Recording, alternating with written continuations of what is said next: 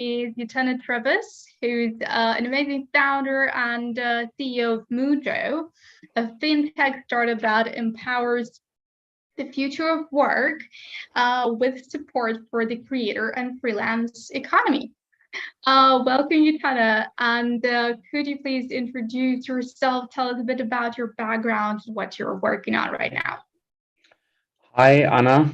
Hi, everyone. Thanks for having me. Sure. I am indeed Utena. Who am I?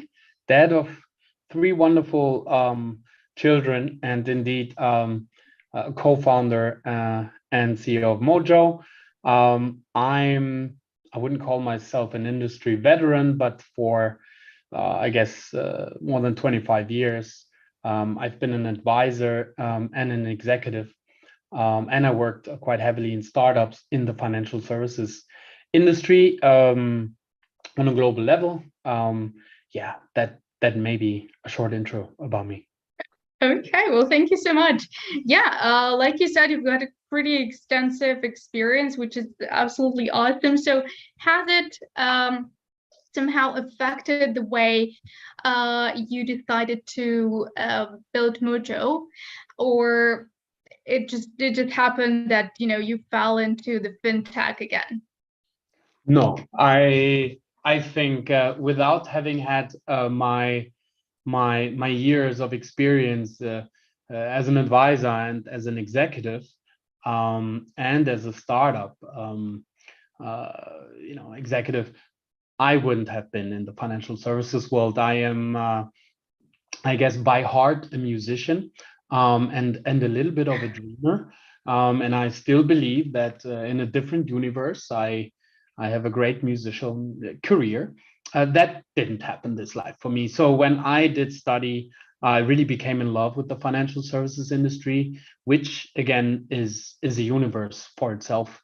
Banking is not retail banking and not universal or corporate banking. Insurance is universe for itself, asset management, and so many more. Yes, I think all of these experiences have been absolutely crucial to build what we are building, a fintech. Moojo is a fintech. This is where experience and new learnings come together. Yes. Cool. All right. Well, could you tell more about Moojo? What is it about, and how does it help the creators and the freelancers? That's a great question, and thanks. Moojo is a truthfully, purposefully built. I am one of three co-founders who came together to truly make a difference. And the purpose that stands beyond all of these things is to acknowledge that all of us, we are looking, these things sound slapdick, but we're all looking for peace of mind and for confidence, for the security to go out and take our decisions. And sometimes they're wrong, and it's the right way. We should go for it. So it's really about the journey in life. And as young people enter into the job market, we all heard of a certain melody. I did hear the same melody. I'm a kid of the 80s. My parents immigrated into Germany, and so what I did hear is, son, get a good job. I mean, well-paid job, right? Get a good, do your school, educate, get a good job. And I think that was the right melody. I enjoy a beautiful life given this educational efforts by my parents. I think today the melody is not necessarily different. It has just changed a bit, because today it is really about going out and really going for your journey. And freelancers and creators are fundamentally what this represents for us, the future of work. People that decide that they take their own skills in their own hand and going to monetize them. And it's a global phenomenon, which has become a hot phenomenon these days. The pandemic has highlighted to everyone how the world is fundamentally changing. Technology has led the way for quite some time. However, freelancers and creators are the strongest growing workforce segment over the last 20 years. So this is not something I came up with or that has just recently emerged. It's a constant that just has now reached, I would say, sort of one of those moments, breaking points moments or bubble up moments where everybody's just aware, businesses as well as individuals. Right. So what pushed you to create it, right? There is your idea of becoming a musician. So probably that's where the creators come from. And there is your years of experience in fintech. So you kind of married those two together.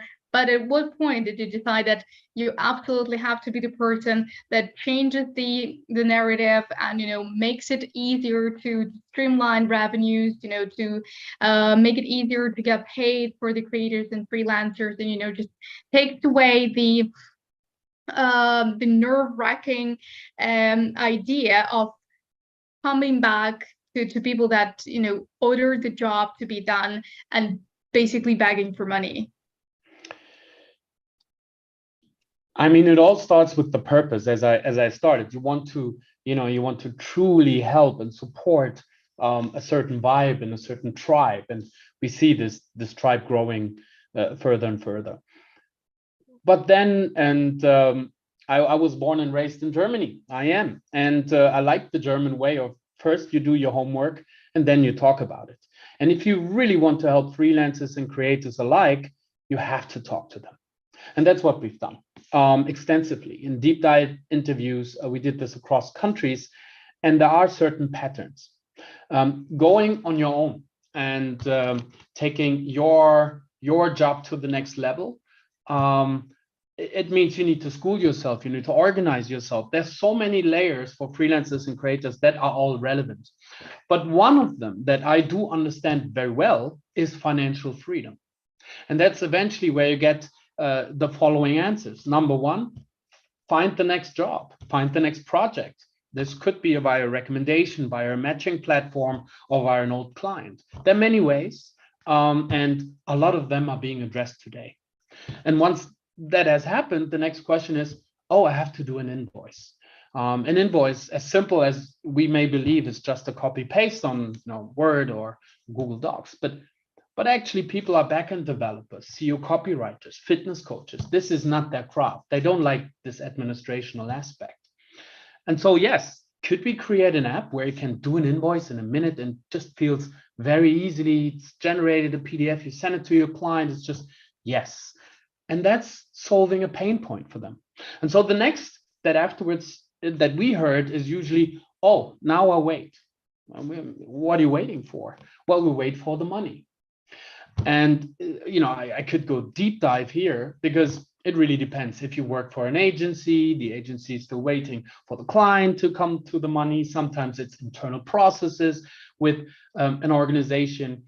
There are many, many reasons why this happens. But what actually happens to the customer, to the freelancer and creator, is that if you're a CEO copywriter living in London, living in Berlin, you have a problem if your payment doesn't come on time.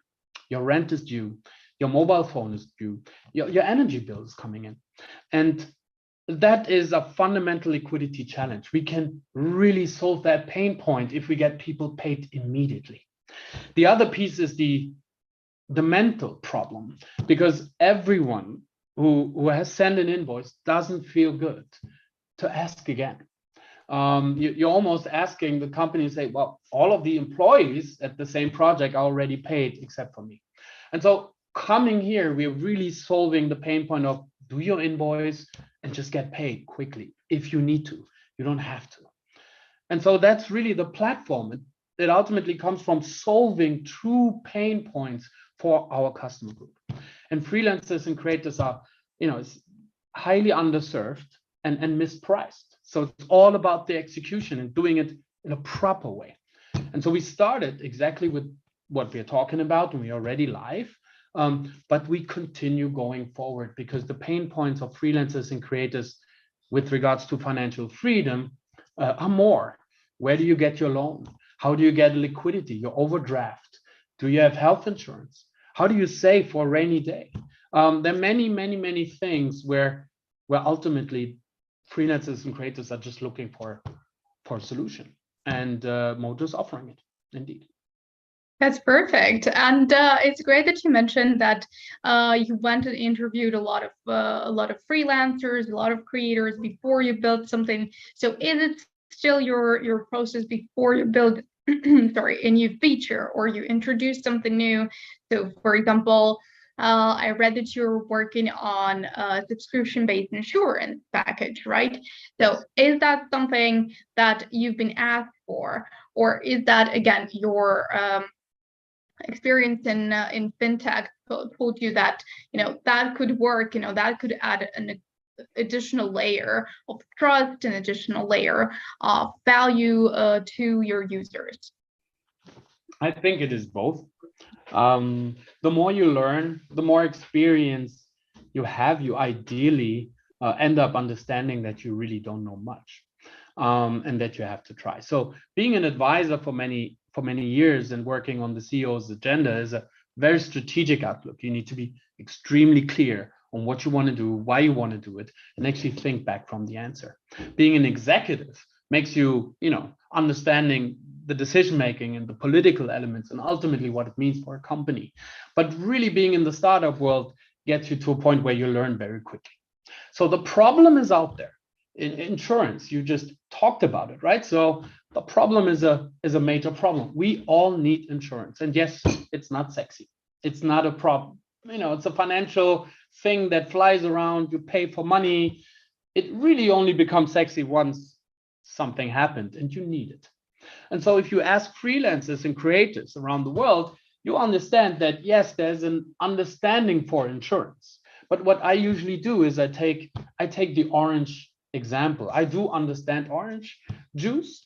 And if my wife would send me to a shop to buy orange juice, there are two options. Option easy, going to a discount store. There's cheap, there's middle, there's high. I know what to take.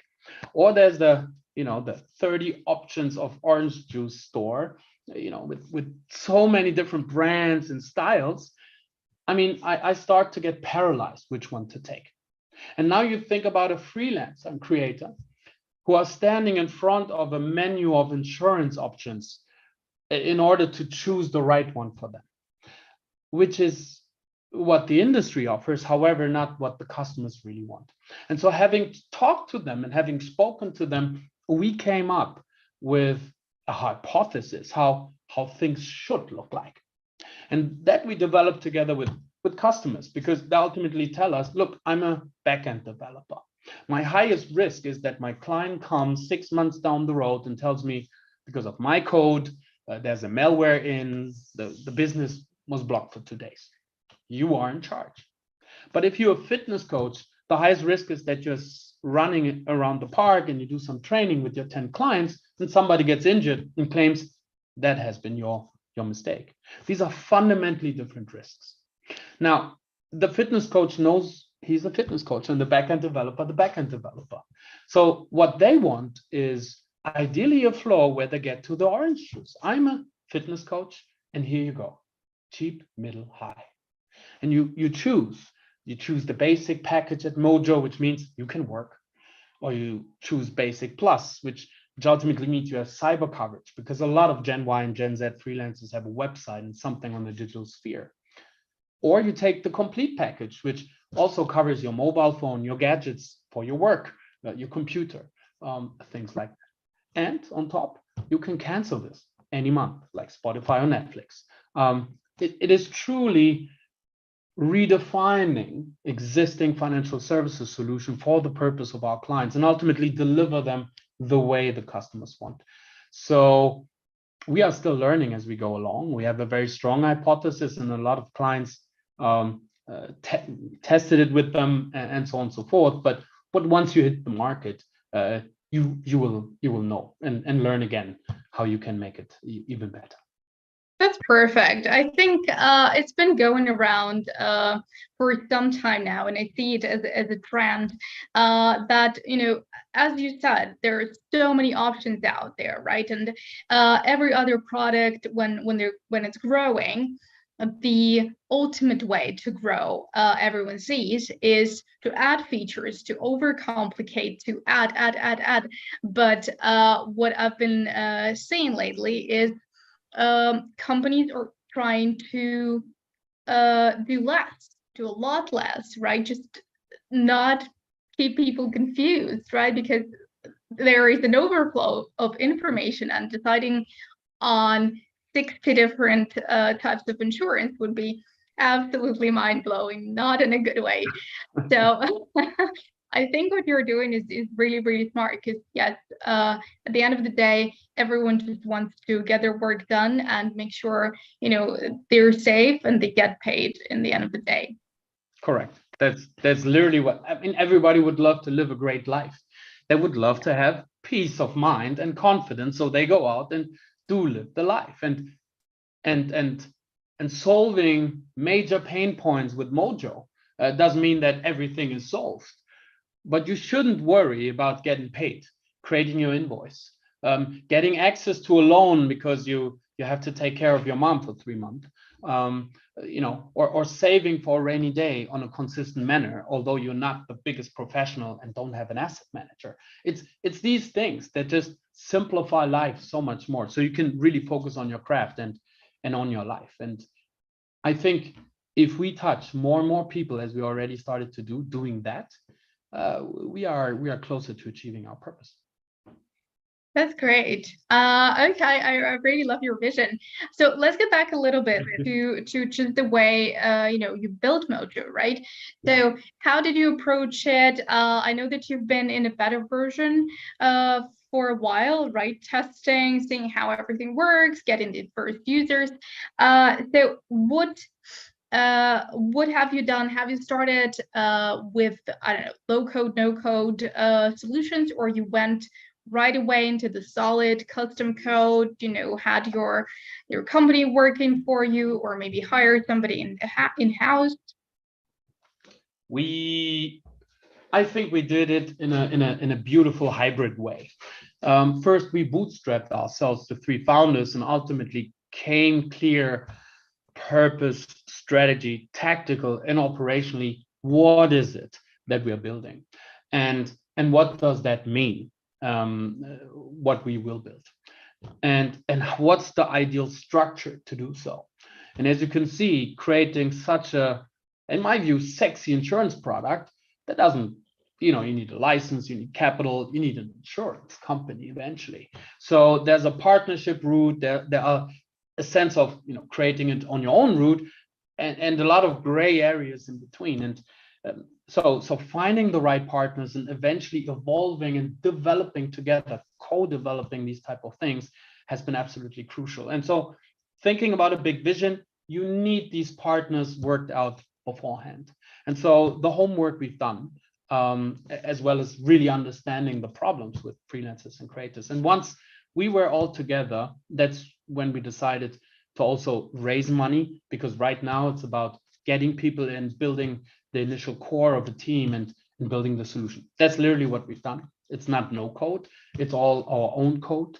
Once we had the structure, the partners, and everything set up, we started hiring our team, which is mainly tech today, and marketing, and the leadership, and we built everything literally from scratch on our own. And as we went along, again, this is when agility is all in. Yes, you come out very quickly with a version that you actually iterate with real customers, you get their feedback, and you turn around in order to come out with what we call the MLP, the minimum lovable project, rather than the MVP. And I think we had it in the right way. And since we launched, the people flocking and coming to us proves that that was the right way. Make sure your product is loved by customers, which is number one. Perfect. I love the concept. I think it's really great. Like, get people to talk about your project, get people engaged, and the rest will fall into place. It's great that you mentioned partnerships. So in your case, I guess partnerships were a way to grow the business internally, not get the users, right? Yes. There's a set of partnerships today. I mean, any startup in the world will try to be efficient and smart. So 20 years ago, many companies wouldn't be able to launch. There's no AWS, there's not an infrastructure of potential partners that can actually enable you to create certain things. So I'm not talking about these partners, but they're absolutely crucial to us as it is to various others. The partners that we are in particular talking about are product partners. So we're talking about regulated and rather complex products. And these things have to go through regulators, and there's a set of rules and regulation that rightly so exist. And if you want to go into the market, you have to be very clear of what you do, how you do it, and ensure that it is a beautifully clean product from a regulatory perspective and so on and so forth. So our first product, getting paid instantly, is of course enabled together with a partner with whom we are already working more than a year on actually creating that and creating that vision into reality. Similar on the insurance side. And that's eventually our approach, to actually partner with very strong financial services companies and delivering almost old financial products in a new way that actually suit the customers. And that partnership work is deep work, because it's beyond just signing a contract and sort of hand from one API to the other. Most importantly, it is almost on the product level, ultimately co-creating it and then actually delivering it. So it has a range of layers from strategy to tactics to the very operational and nitty-gritty. And of course, there's a lot of regulatory elements in the financial services world that are equally important and that one has to consider to make it very, very clear and sharp. But these are sort of the core partnerships that we sort of own, beyond distribution partnerships and operational partnerships to get the business going. Right. Okay. And were any of those partners? I'm not sure if it's a good question to ask, but were there among your partners, were there the investors as well that believed in your product in a way that they wanted to eventually become a part of it? Yes, I think the partners themselves is a combination of just smart people, relationships, and the actual working together towards a goal. That is absolutely crucial, and we're expanding it as we speak. But our partners are just magic, because you need believers beyond the factual, and I think everything is in great context. I think similarly with investors, we have raised money in a very successful oversubscribed pre-seed round end of last year, and I want to believe we found believers, great set of investors, great set of people that ultimately understand our vision, where we want to get to. We started to talk about the freelancers and creators, their need for financial freedom, and the platform that we are delivering of pain point solvers. What we're also doing is, if you're truthful, talking about the future of work, we talk to the other side of the coin, which are businesses that are employing all of these freelancers and creators. And we've done here equally our homework. And we have something that we are developing as we speak and launching in Q1, which we call Moojo for Business, which ultimately simplifies that perspective. And all of it together is a holistic platform, really looking at the pain points from that future of work. And that's the bigger story, which luckily our investors are carrying with us greatly. So yeah, it is about being truthful on a factual basis, because this is evidenced. We have 1.5, 1.3, 1.5 billion freelancers around the globe. This is increasing, and then companies are more and more getting comfortable employing these freelancers, and there's an entire ecosystem evolving. These are the factual points, but coming with the Moojo for Business and Moojo for Freelancer solution that ultimately is really purposefully helping two sides of the story, is something that well, luckily I can say that our investors are carrying with us and keep pushing for it. We love it. That's great. Well, and congrats on the successful round. I think it's an amazing milestone, and especially for a fintech startup, this is something that you probably cannot go without because it's a complex tool, and it of course. If it's bootstrapped and driven by your revenue, it's amazing. But I think for you and for Moojo, rapid growth is inevitable. But how did you approach it, right? How did you use your network that you've built over the years in fintech, or maybe you got noticed? For example, I found you through an article in Sifted, right? That called you one of the creator economy startups to watch. So how were you approached, and how did you approach the fundraising? Oh, first of all, we learned a lot. Yeah. So when we raised our round, we were really in a pre-seed situation, which means there has been not yet a product. There has been the vision, there has been the team, and there has been partnerships and a very clear strategy, and a lot of pre-work having gone into it. But that's basically what you can and only sell to investors.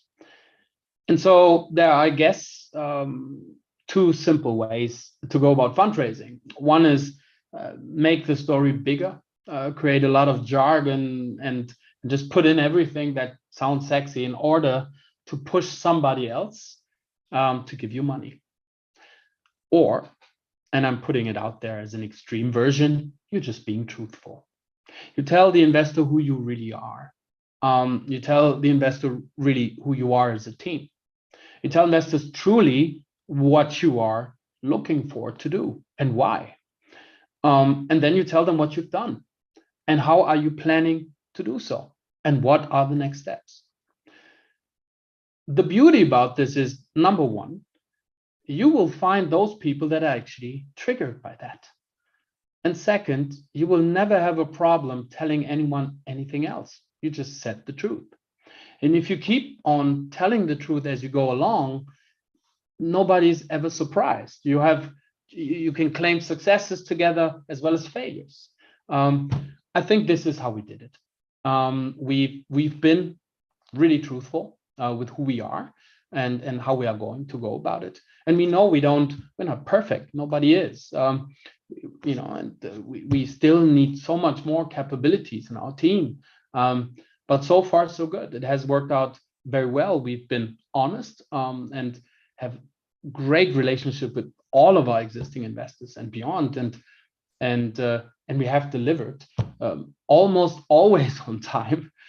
Yes, here and there you learn and you could have been quicker, but eventually we have done what we said we're going to do so, and the successes luckily give us right. But just be honest as much as possible, because if you're truly behind what you're saying, people will feel it, and those who truly believe in you are the right investors. Absolutely. Right. Well, you were raising in a pre-seed, right? Pre-product. So in this case, do you believe that mostly investors give money to the person, not the idea still? So it really, it really triggers them when they believe in you as the founder. Look, I think a little ego here wants to say, yeah, of course, it's all about people. Me? me. Well, it's definitely, if at all, never about me. It's really about the team. And yet, I think the team is absolutely crucial and absolutely core, especially when you talk pre-seed, when there's not a product yet. And when there's not customers and the funnel that you can learn from, and so on and so forth. So yeah, I think the team is absolutely crucial. And I'm highlighting the team. It isn't about me. It is about a team of people who want to do something and will go through tough times. And I can look at your CV, Anna. We can look at mine. There's a lot of triggers to believe or not to believe in the story you hear, just because of professional perspective in the past. And then there's the personal one as well. And I think if you bring that together and you see that the team has what it takes, it is by far the single most relevant point. The team may pivot. The team may decide to go an entirely different direction. But if the team is great, they're going to make it. And look, it is the World Cup. I've never chose to be a football junkie. My dad chose. So my mother is from Tunisia, my father from Congo. I am a link to the African world, and seeing Morocco in a semi-final is a big thing.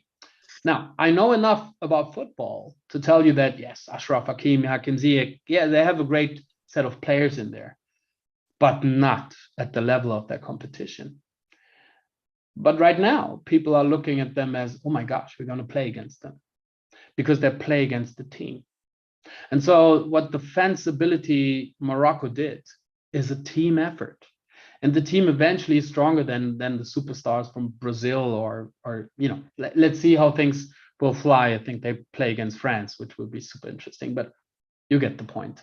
It is right. It is about the team and the willingness and the bite and the grit to go to the next level and truly believe in it. All right, so let's dig into the team. Who are your co-founders? What's your story? And how did you grow your team after you raised a round? Well, it is a story of three founders, and I would rather let them speak for themselves. But two amazing founders. One is Christian Engnat. I hope he's going to understand, but he's a machine. So I've managed a few projects in my life, even sometimes same time, different continents, and I think I was good. I did my fair share of work.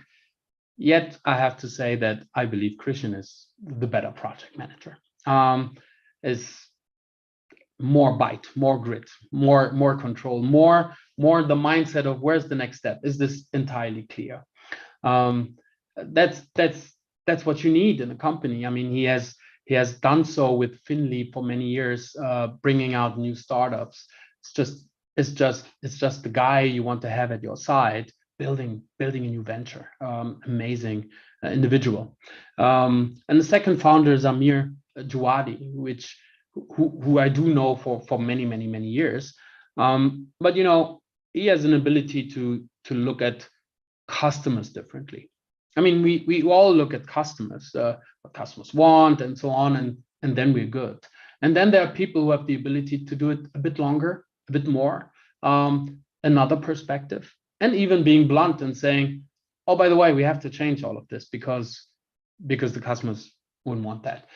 It's a combination. And I like talking. I love to connect to people. I'm a nerd in various forms, but I'm bringing in my perspective. And I think the power is not in anyone ruling this company, but rather bringing perspectives together, being truthful to each other, and finding common ground and just go, not waste too much time in doing so and just learn as a team. So these are the two co-founders. Without them, nothing would be here.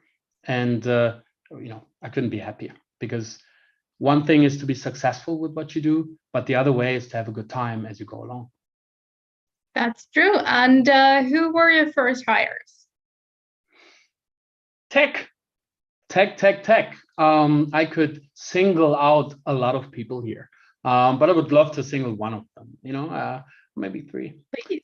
So yeah, one of our first has been our dear friend Burak, a quasi part-time CTO, if you want, extremely capable individual. and yet a true friend. And he has been the ignition of our tech team, and actually building the first code, the structure, the infrastructure. I'm not the coder, nor is Amir Christian, and he has been absolutely super crucial to the success of this firm. Amazing gentleman. And after him, you have an international tech team. Now, two of our coders, Evgeny and Kostya, are from Ukraine. And so, we raised money, we employed the first people, we start building our code, and suddenly you have a war, and people have to move from Kharkiv to the west side, and people have just 3 hours of electricity and are worried how they can deliver. All of these things we sort of passed together as a team. But yes, first hiring, all in the tech side, front, back end, infrastructure, all of these type of things, which I would say still represents 80% of our company today. That's amazing. And I guess, well, thanks to all of you, right? An extended team now, you're already live, right?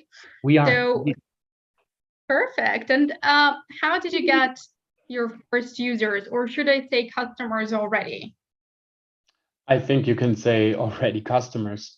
But what we've done is we created our product and had our first product testers, if you want. We didn't have a hard time finding them. We have our own relationships, networks, and we've done a lot of pre-work.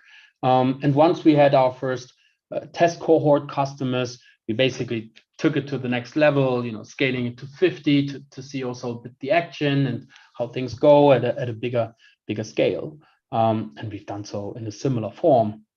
And all of this has worked quite greatly. And we kicked off campaigning and going out into the market, basically sort of end of October, beginning of November.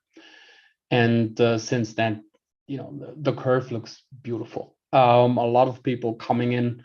We have customer acquisition costs, which we never believed in. But I think the ultimate learning here is that our hypothesis is proven. We don't need to talk about product market fit anymore. It's just there. We have something that, if people see it, they flock into us, they come into us, they use it, and they like it. That's what we needed to prove, and it's beautifully proven right now, and it continues to scale if I look at my other screen. So good stuff. Great stuff. That's amazing. Congrats. I mean, this is super exciting for an early stage startup, because go-to-market strategy is something else, and not a lot of people can master it. So definitely congrats.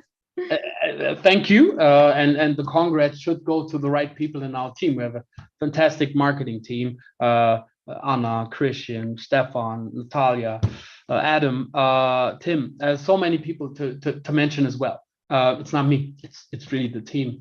And again, go to market it's when you hit the market. And of course, we had our strategies, we had our perspectives, we had our failures, and we have an hypothesis. We're very, very happy to see that things literally work out as planned, even better. But you don't know before. And even if they do, you learn. And I think the learnings of the last 4 weeks have been amazing to us. And I think our product is timeless. And when we initially raised, we were in a different market environment when it comes to funding. There hasn't been a war, energy crisis, and inflation where they are today. And our product had relevance. Today, we are in a market sentiment where we can see, investors, flocking a little bit back. But more importantly, we're talking about a recession play emerging in various countries, especially in Europe. And we see inflation spiking. And we see the need for our solution even growing up, and which makes it beautiful, because it is indeed timeless. It is just pain point solving for our target group, freelancers and creators. And I think that helps us a lot, also in terms of our initial successes of scaling as we have come up. That's great. And yeah, I think you're absolutely right.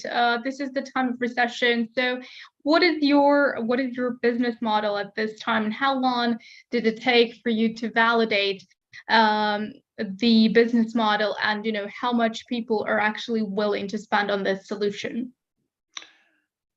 I could go into a bit of too much detail, which will bore you and I guess everyone who listens into it.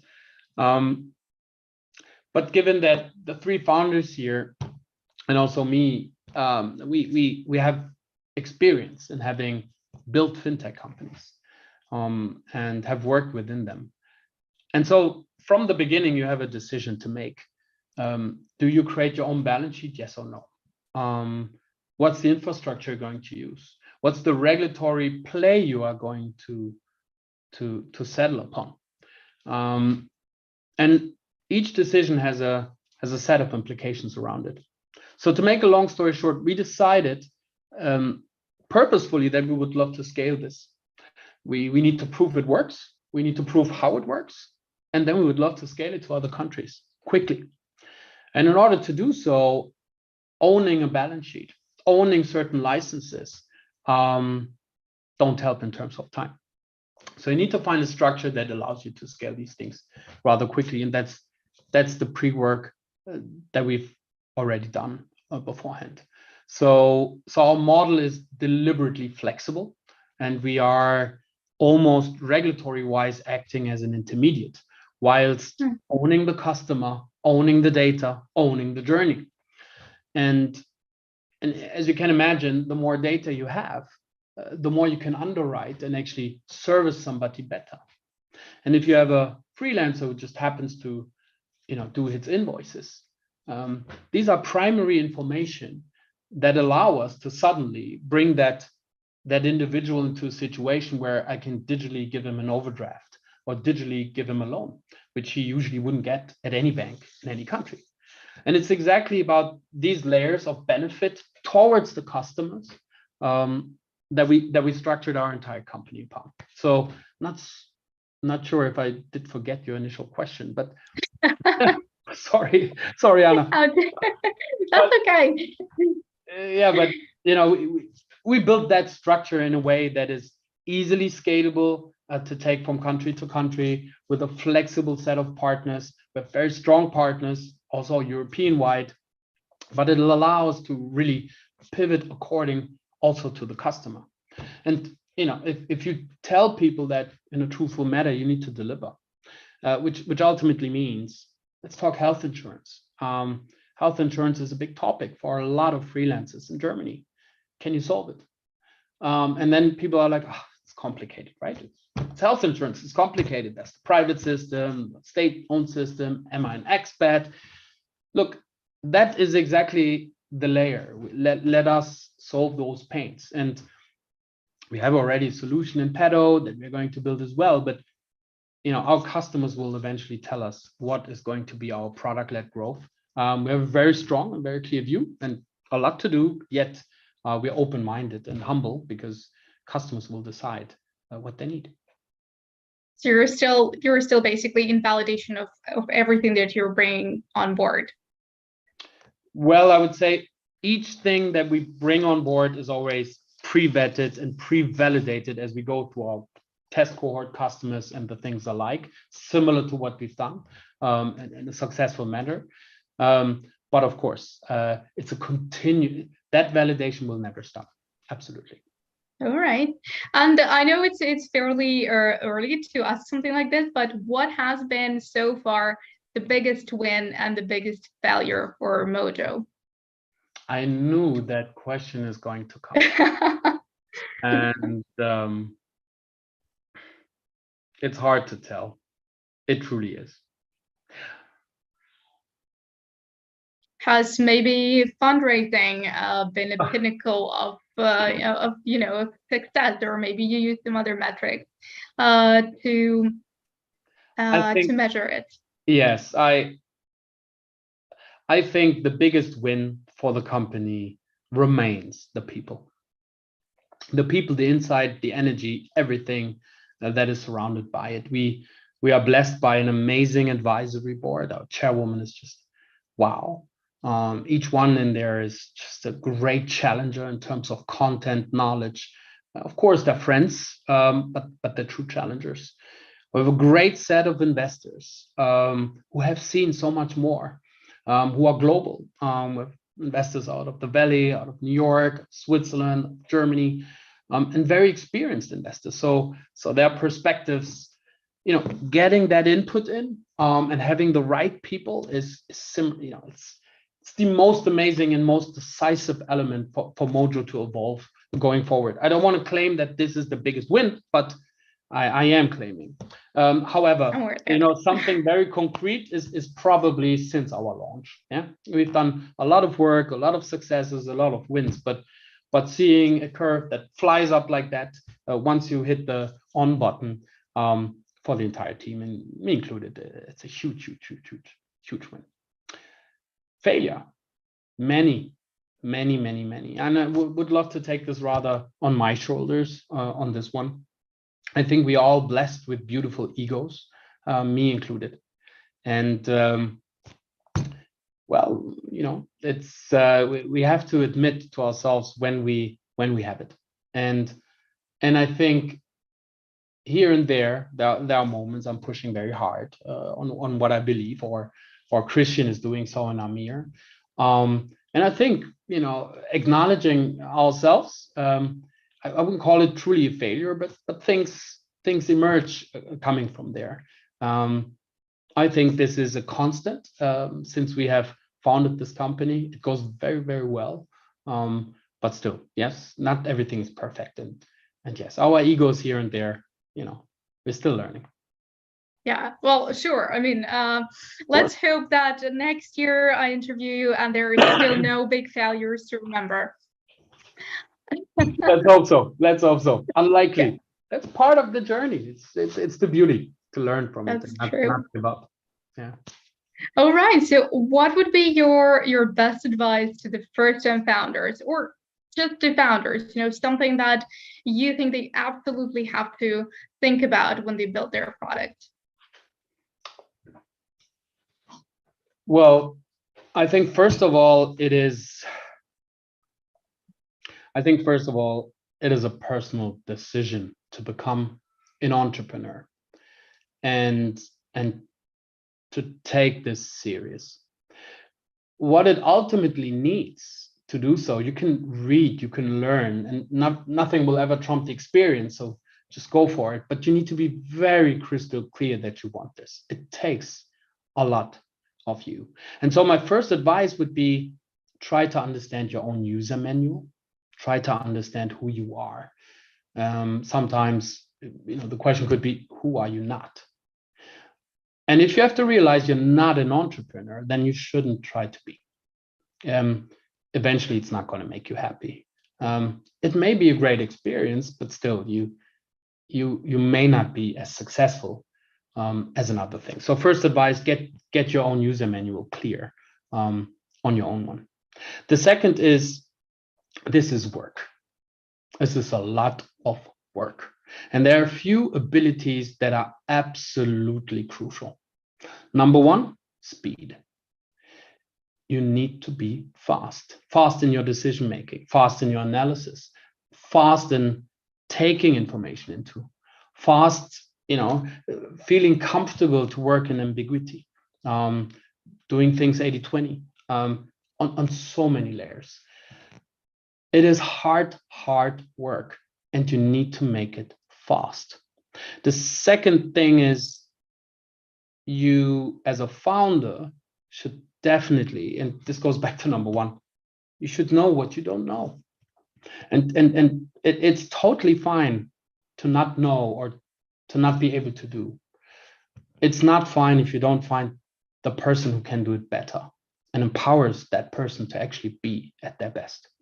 And I think these are, me included, ego here, ego there. We believe we can do a lot of stuff and we're versatile and stuff. And this may or may not be true, but over time you realize you're just part of it. And if you can really empower people to be at their best, bringing these things together, that's That's one of the key abilities to do. And I think the third thing is having fun, having truly fun. I'm going to quote my little grandma. She passed away a long time ago, but you know, a literate person who tells you life is about love. You know, it shouldn't matter if you're black or white, if you're tall or small, wherever you're from or how big your wallet is. Once you pass out of life, you are very likely going to think of the loved ones and those that you impacted. And if you consider this, you understand it's really about the journey. It's not about the Ferrari. It's about with whom you're sitting in and enjoying the time. And so that is what should matter. So if you go for your entrepreneurship journey, have fun, enjoy. There's only one life out there, and you should enjoy it as much as possible. Well, thank you so much. I think it's a beautiful thought and a beautiful vision, and something a lot of people don't understand, right? It's like being a freelancer was super sexy 5-10 years ago, up until everyone realized that it's a lot of work. It's actually a lot more work than just your usual job. And now being an entrepreneur is sexy. And again, people see the cool posts on LinkedIn and think it's all about success. But yeah, it's great to sometimes be brought back to earth and realize that, you know, this is extremely hard work. Yes, it is. It is hard, but if you enjoy it, it becomes easy, it becomes very rewarding. And indeed, life is, well, it is a bit the question, what is success? And I have a implicit perspective on it that I'm sharing here. Yes, success means also 100,000 of customers and a great valuation and a lot of people and just, you know, commercial success of what you see a startup, a company should do. Yet there's more to it. There's more to great organizations, to great teams. And that is the golden nugget to continuously search for. Okay, well, thank you. Thank you for sharing your vision. I think it's absolutely beautiful. And everything you said today was really interesting, I think, for a lot of founders out there, especially in the fintech area. So thanks for sharing your journey. And I think Moojo is going to be very successful. I'm actually going to try and get a couple of my friends there. So Go. Tell us what you think. We are here to learn and make it even better. Absolutely. Thanks, Anna. Perfect. Well, thank you so much for being here, for making the time. I know that you're very busy these days. And yeah, thanks for being here. And hopefully, like I said, next year I interview you again and there is still no big failures. Let's hope so. Okay, thank you, Utena, and have a great evening. Bye. You as well. Thanks.